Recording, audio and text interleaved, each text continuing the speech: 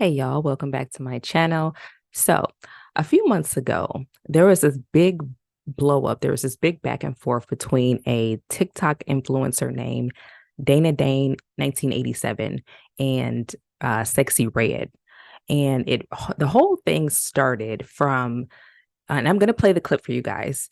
So the whole thing started with Dana making a viral post, like it went like super mega viral about how Sexy Red is an industry plant and how she's bad for the Black woman's image and how, the image that Sexy Red is promoting, this hypersexual image, that particular image that she's promoting is going to be detrimental to the Black woman's image in the same way that rap music damaged the Black male image and having people think that all Black men are gangsters and deadbeats and running the streets killing each other and low lives and stuff like that, that they are still fighting to get to shake that narrative off of them. And so she's basically saying that Sexy Red is doing the same thing and leading Black women down that exact same stereotypical path. And I couldn't agree more. Now, even though this conversation is a couple of months old, the reason why I'm bringing it up is because when I tell y'all, I see so many Black women, whether if it be on the Shade Room, whether if it be on TikTok, I see so many Black women that will go toe to toe with you if you have any pushback, any disagreement with Sukiana or Sexy Red or with, female rappers like that. If you have any disagreement, I'm telling you, she has a whole battlefield full of warlocks, especially on the Shade Room. They go to toe in defense of ratchet culture. And the reason why they do that, and I'm going to go further into this down, a little bit further in this video. I'm not going to make this video too long, but I am going to go a little bit further into that. But they feel very connected to this ratchet culture because that there's a Sukiana and a Sexy Red in every single hood. And there's a hood in every single state in this country. You always gonna find a hood. I personally know some people that act like Sukiana and Sexy Red, and I steer clear away from those women. I don't want nothing to do with that. So I don't feel connected to Sexy Red.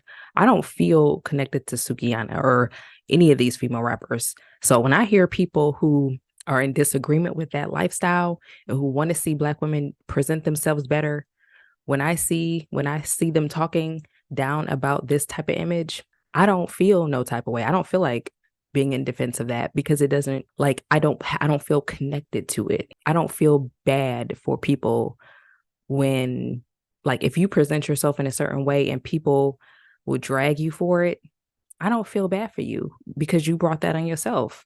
And I don't carry myself that way. So it doesn't represent me. But anyways, I'm about to go ahead and I'm going to play the video that started this whole mess. And we'll kind of talk about that and let's go from there. Plant that was put here to help finalize the destroying of the Black woman image. They was already had us under attack, and she was here to just finalize the process. The way they trying to force her on us is just crazy. Like, I wanted to go see Drake, but once I found out Drake had her opening for him, absolutely not. Absolutely not am I going to support anything that thing is behind. I'm not supporting. It's time to separate.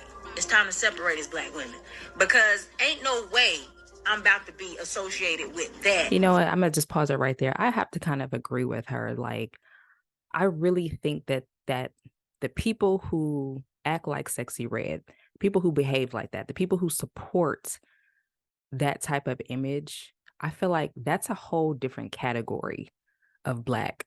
Like, we are not the same. It might be necessary in order to protect the image of the women who are not like that, because there's going to be there's always going to be a Sexy Red and a Sukiana. Like, we've seen, you can even go back to Kaya and Trina, who kind of started all of this type of image. There's always going to be those, and there's always going to be people who are not like that, like myself. Like, this young lady, dating me. Actually, me and her are the same age. I guess she was born in 1987. I was born in 1987. I came out in '05. She came out in '05. We're the same age. So, there's always gonna be a sexy red, unfortunately, in a Sukiyana. And there's always gonna be women that resonate with it. Like, that's me, the hood chicks, the toxic femininity, the I'ma use a nigga for this, I'ma use you for that. I'm getting money, I'm getting money, and that whole fake toxic femininity. You think you're being feminine, but you're actually being very masculine, and you're actually very undesirable, and you're actually people actually don't really even want to be around you, or they don't want to work with you. They probably don't want to hire you. They would never want to go into business with you. Stuff like that. Those are always going to exist. And Suki Stankyama. Ain't no way. Ain't no way. I don't care how you feel. I don't care how you feel. At this point, separation has to happen. It's one thing to make trashy music. That is a different level of trash. That's a different level of trash.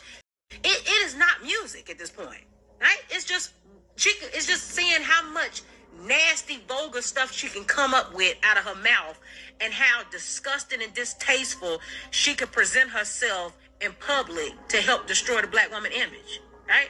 Trying to portray it as if we all PooKeishas. And if you don't think that this is successful, just look at what hip hop and stuff did to black men, and how it had people stereotyping black men as criminals and thugs, right? Even to this day, black men are still fighting to get away from that stereotype. But as of now, black women are under attack because this PooKeisha image that's being pushed is what they trying to define us by. You ain't gonna define me by that. I ain't got nothing to do with that. If they want to be ratchet, stank, ghetto, promote that, do you, right? And the sector of girls who fall under that category and that aesthetic, have fun with it. I don't want so hypersexual, because every time you cut on your radio, every time you cut on your TV, all you see is these over hypersexual black women. That is bad.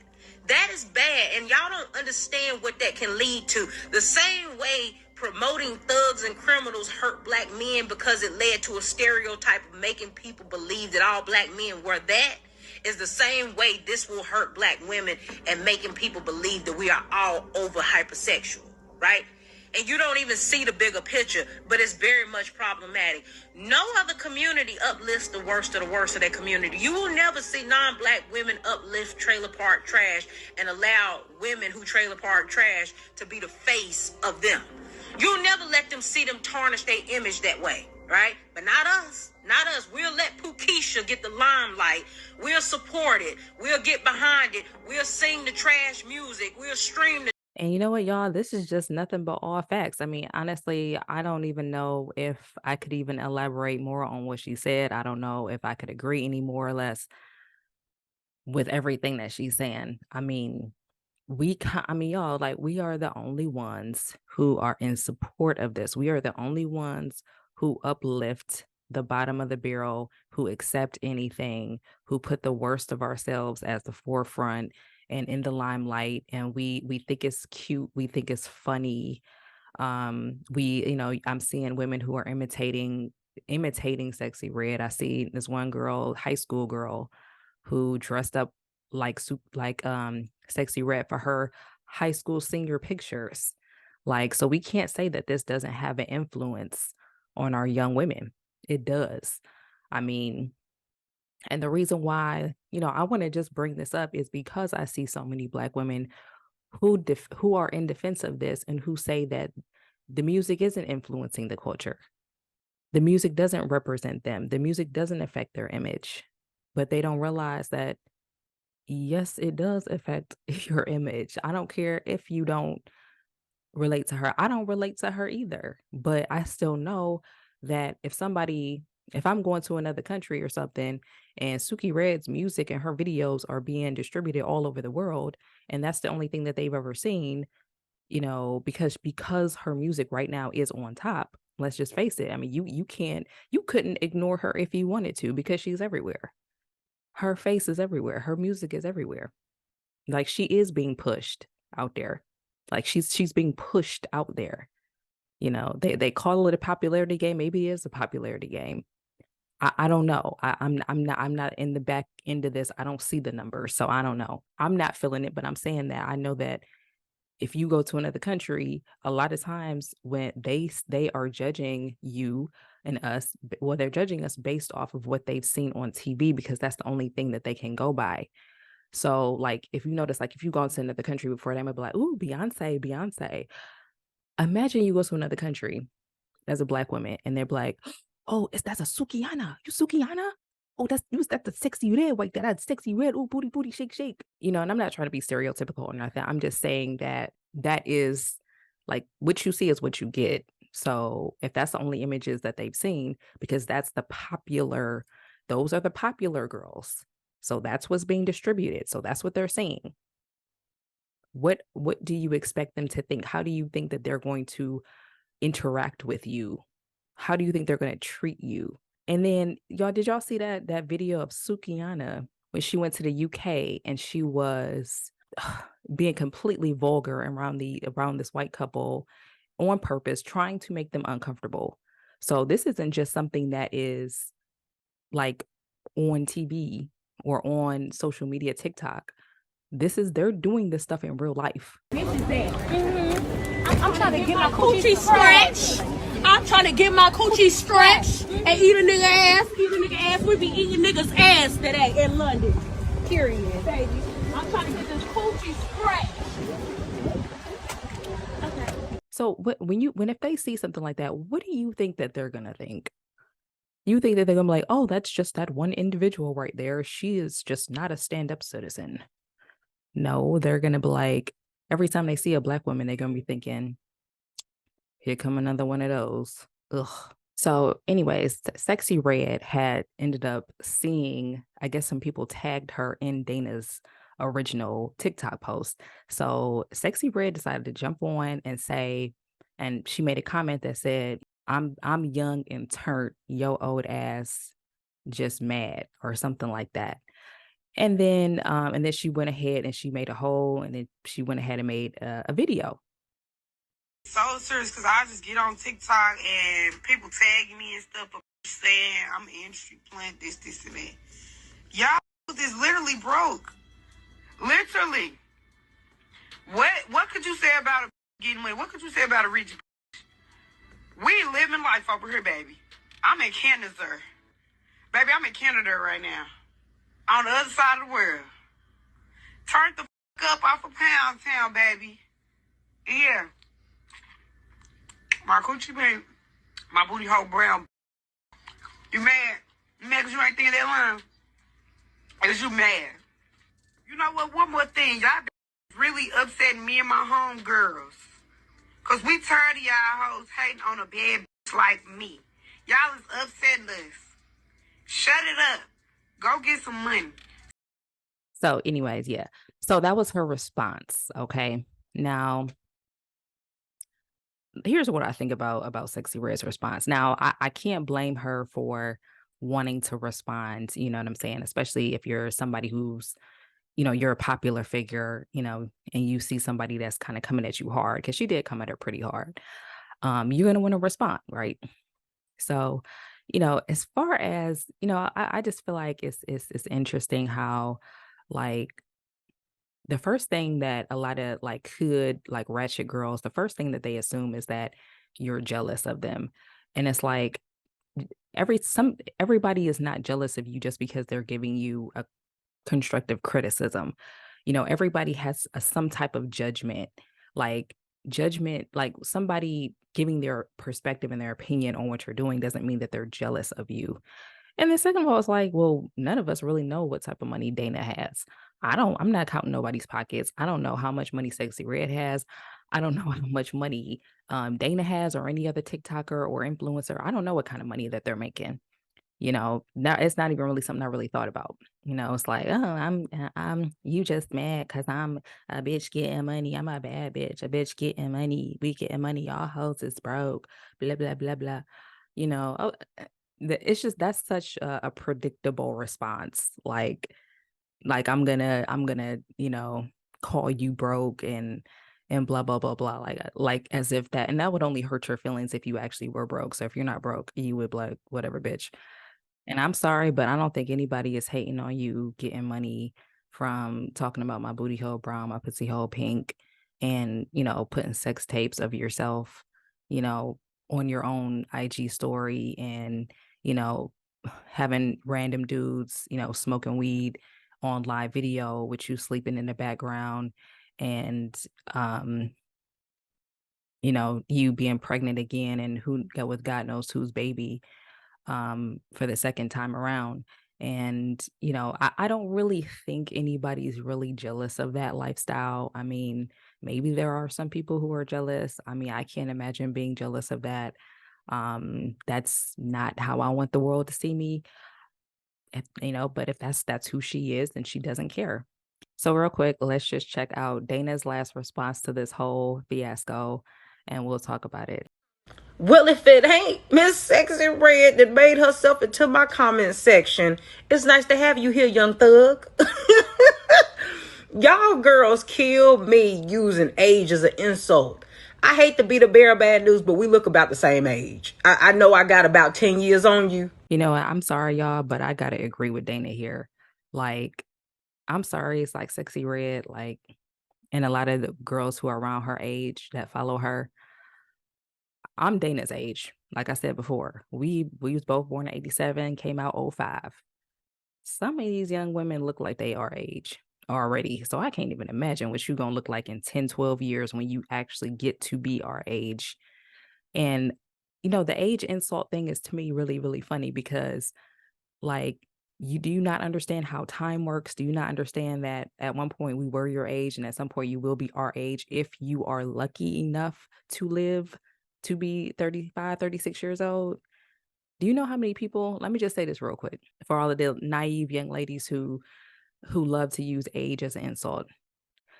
Do you know how many people I know personally who I personally hung out with that never saw age 30, who did not see age 25? I know people who died in car accidents. I know a guy who got stabbed to death. My closest friend, her son's dad was shot in the head at a bar before age 30. I had a friend in high school who died of brain cancer at age 25. So be careful about what you put out here into the universe. Be careful about what you say. Don't put out here in the universe that you don't have respect for age. Be careful because if you haven't made age 30, you'll be lucky to see age 30. You'll be lucky to see age 35. So I'm just saying, I wanted to point that out. But facially, you wouldn't know the difference. You look like you graduated in 05 with me, and you dress like it too. You look like you stuck in a time capsule. Can't even lie, y'all. Sexy Red does remind me of how we used to dress back in 05, 04, 05, 06. Like you would think that she was our age because like literally I have like most of the stuff that she's wearing, her belts and her jeans and stuff. We wore that stuff. Like that was the stuff that we wore in high school. Of 2005 and 2006. So, with that being said, I said what I said about the music. The music is horrible. All right. It is what it is. You can feel however you want to feel about it. You know somebody lost the argument when the only thing they can say is that you broke. Well, give me some money then, sis. Help us sister out. Since you balling out of control, remember you on the other side of the world, even though you in Canada. You do know that's not the other side of the world, right? You in Canada. This is what I'm talking about. This is what I'm talking about. Case in point here, yes. Yeah, I'm pretty sure we all caught that part. I'm in Canada. I'm on the other side of the world, boo-boo. I'm on the other side of the world. Canada is probably about 6.5 hours from where I live right now. No, 6.5 hours drive, not flight.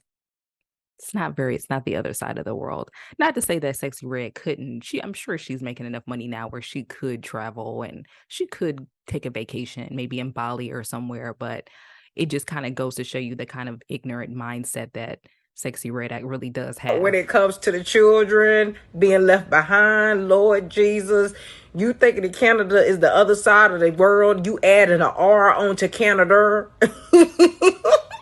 Like, what are we talking about? What are we talking about? Like I said, if I'm that down bad, sis, help me out. It still don't change what I said. I still stand 10 toes down in what I said. The music is terrible. It's time to separate. Okay, so yeah, case in point there. That's, that y'all get the point. But so the reason why I wanted to bring this up is, of course, because these videos were trending so heavy. There was, of course, a lot of reaction videos, a lot of reposts, a lot of comments. And now obviously you have people who kind of agree with Dana. You have, and people like me who, I'm on Dana's side with this one. Like I feel everything that she's saying. Um, but then you also have a very large segment of Black women in particular who are like, look, like, you know, let her do what she's doing. This don't represent me. Only I can represent me. And they kind of have a very naive outlook on the way that groups are tend to be seen as a collective. Oftentimes, you got to remember, people, we all do this subconsciously. So when you meet somebody who's of a certain background, a lot of times you do take a lot of those experiences and the way that you see them as a collective, that tends to kind of carry over into each individual person that you see on the street that is of that same race. We literally, everybody does this, you guys. It's not about being racist. It's just something that we subconsciously do as humans. I mean, that's literally where stereotypes come from. There's all different there's stereotypes about every single race of people. And this is coming from interactions with everyday people, which is forming these images, which ultimately forms the stereotypes. I mean, all of these things are interconnected. Even if we can't always see the bigger picture, there's little incremental things that cause the narrative around a certain group and a culture as a collective. And I'm gonna just be real. Like, I really believe, deep down inside, I believe that a lot of Black people, a lot of Black women resonate with this type of ratchet behavior. First of all, because they're from the hood, and because to them, this is normal. This is like normal behavior. And this is the type of behavior that they're used to seeing in their neighborhood. So ultimately, they feel connected to this. And if you say something down about Sexy Red or Sukiana, they feel triggered and attacked because they ultimately feel like you're talking about them. You're talking about their friends. You're talking about their family. So because that's how connected they feel to that. And if you feel, this is just how I see it. If you feel like this is a representation of you, you have no pride as a Black woman. You have no racial pride about yourself, because I don't see any other groups that would accept this and put this on a platform and go, you go girl, you, and think it's cute and try to imitate it and go toe to toe in defense of it. Like, what type of culture is this? Like, how are our kids and our grandkids going to be seen in the future if these are the types of images that are being presented about our people? Like, we can't just accept anything. You got to have a standard. Like, I understand it's not one size fits all, but you still have to have a standard. You got to have a standard in every single aspect of your life. You got to have a financial standard. You got to have a housing standard. You got to have a neighborhood standard. You got to have a cultural standard. You have to have a standard for your children, an education standard, a standard of what type of car you drive, what type of people you allow into your life. You have to have a standard about everything. And this really isn't any different. But anyways, I just say all that to say I am very disappointed to see how many Black women are in defense of this. I'm shocked. I'm surprised to see so many Black women that go toe to toe in defense of this. They have absolutely no idea of the detriment that this type of image gives to our people as a collective. But anyways, let's talk about it in the comment section. Let me know what you guys think. If you like this video, subscribe to my channel if you haven't yet. And let's talk about it. Even if we agree to disagree, if you don't agree with my perspective, I'm welcome. I welcome that. Just be respectful. Because if you don't, you might see user not found. Blah blah blah. So so I'll see you guys next time.